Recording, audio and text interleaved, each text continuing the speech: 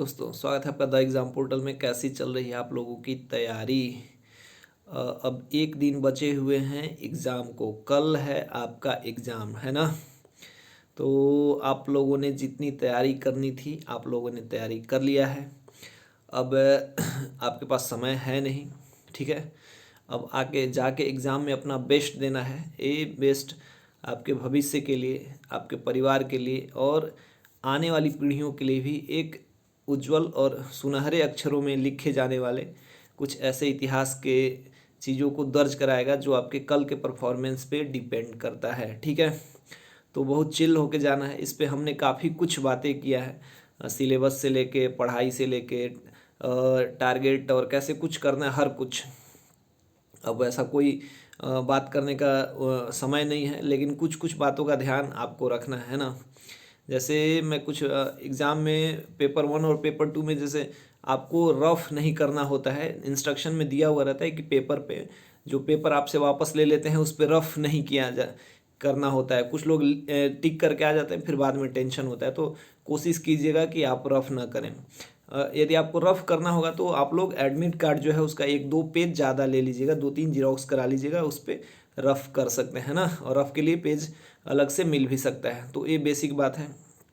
सुबह देखिए, अब ठंड का समय आ गया है तो कोशिश कीजिएगा कि या तो फोर व्हीलर से जाएं या मतलब ऐसे सवारी से जाएं जहां हाथ पैर में मतलब ठंड ना लगे। हो सकता है हाथ पैर में ठंड लग जाए तो पेन ना चले।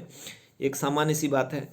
कलम पेन ये सब और एडमिट कार्ड के साथ आप लोग अपना आधार कार्ड वगैरह के साथ आप लोग तैयार होंगे, वो सब लेके जाना है ताकि कोई परेशानी ना हो वहाँ पे जाके। क्योंकि वहाँ पे छोटी सी परेशानी भी आपका मतलब दिमाग को अनबैलेंस कर सकता है ना। और एकदम फोकस्ड होके एग्ज़ाम देना है। जितने भी मार्केट में अफवाह है पर कल के बाद उस पर ध्यान देना और उसके बारे में बहुत कुछ बातें करना है तो आप करिएगा, लेकिन कल ऐसा कुछ भी नहीं सोचना है।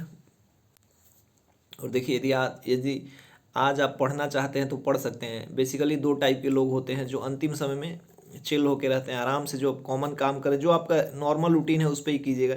यदि आप लास्ट टाइम में पढ़ाई करते रहें अब तक, मतलब इससे पहले भी जो एग्ज़ाम दिया और पढ़ के एग्ज़ाम देते हैं, तो आप बिल्कुल पढ़ सकते हैं, रिवीजन कर सकते हैं उन चीज़ों का जो कि आपको लगता है कि एक बार देख लेना चाहिए, एग्ज़ाम पॉइंट ऑफ व्यू के लिए इंपॉर्टेंट है तो करना है। मतलब मान लीजिए आप 10 घंटे डेली पढ़ते थे तो 4 घंटे, 5 घंटे, 6 घंटे पढ़ लेना है, वैसी कोई बात नहीं है। एक प्रैक्टिस सेट भी लास्ट में लगा सकते हैं, कोई मतलब इजी सा प्रैक्टिस सेट या कोई भी एक। यदि नहीं चाहते हैं तो भी नहीं लगाइए, तो कोई ज़रूरी नहीं है ना।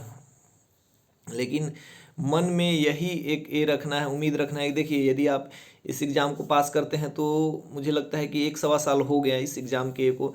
तो यदि फिर से आप 1 साल 1.5 साल अपना बर्बाद नहीं करना चाहते हैं, मतलब मान लीजिए यदि आपका रिजल्ट हो जाता है तो आप एकदम एग्ज़ाम के एकदम करीब होंगे। नई सरकार बनती है, नया वैकेंसी होता है, उसमें कितना समय लगता है, क्या होता है।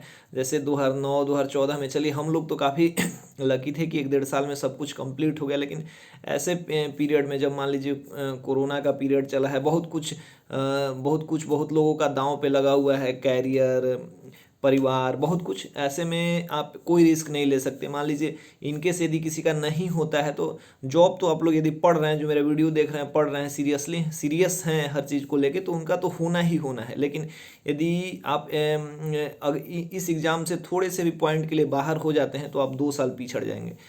2 साल पिछड़ना इन द सेंस जिनके लिए बहुत ज़्यादा ज़रूरी है 2 साल में, यदि लड़कियां हैं तो उनके करियर को लेकर, जो बिहार में जिस प्रकार की सोसाइटी है, शादी ब्याह का ऐसा हो जाता है। और यदि काफ़ी लोगों को मैंने देखा है, और जो गार्जियन होते हैं उनका ये उठ जाता है कि यार करेगा नहीं करेगा। लड़कियों के शादी की उम्र पे और भी ये करने लगते हैं, बातें करने लगते हैं, हो जाता है रिजल्ट तो ये इंडिपेंडेंट हो जाती हैं। आगे उनको जो अचीव करना होता है, मतलब एक ऐसा पहला माइलस्टोन आपके लिए हो सकता है। यदि अभी तक आपको कुछ नहीं मिला तो काफ़ी कुछ कर सकते हो। जो बिहार के बच्चे हैं काफ़ी मतलब मुझे लगता है जो एग्ज़ाम दे रहे हैं 70 से 80% बच्चे ऐसे हैं जिनकी आर्थिक स्थिति बिल्कुल मतलब सामान्य सी होगी। तो इस सामान्य को एक मतलब ट्रैक पे लाने के लिए, मान लीजिए जो पारिवारिक संतुलन है उसको और अच्छा करने के लिए जॉब जरूरी है ना। तो इन सब चीज़ों को ध्यान में रखना है।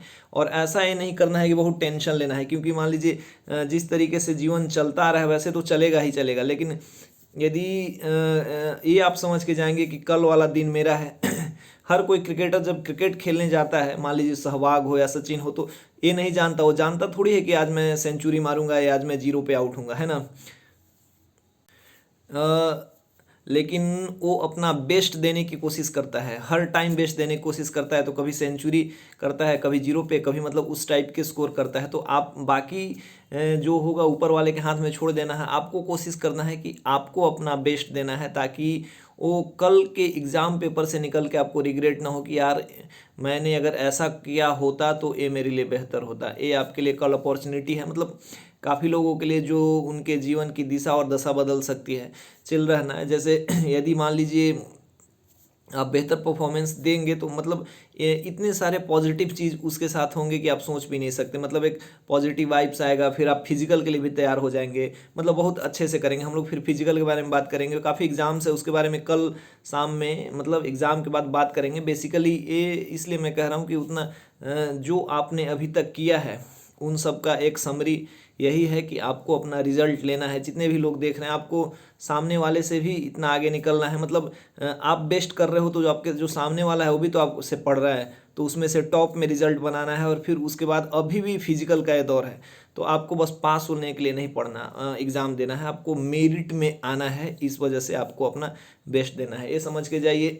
अपने माँ बाप, बड़े बुजुर्ग, भगवान जो भी हैं, आप मतलब जिस तरीके से याद करते हैं जिनको, वैसे करना है। और अपना सबसे बेहतर दे के आना है ना। ताकि कल के लिए कोई ये ना हो। और फिर मतलब जी जान से आगे के एग्ज़ाम में, मतलब फिजिकल में आपको लगे कि मैं आऊँ 2-4 दिन रेस्ट करूँ और फिजिकल के लिए लग जाऊँ, ऐसा ये देना है। एकदम कोशिश करना एग्ज़ाम से पहले एकदम काम रहना है। कुछ भी मान लीजिए एग्ज़ाम से पहले ऐसे तरीके के अफवाह उड़ने लगते हैं, उससे आपको घबराना नहीं है, बिल्कुल ये नहीं होना है। ठीक है, उसका भी मौका मिलेगा कल शाम में, परसों तरसों नरसों, काफ़ी दिन मिलेगा।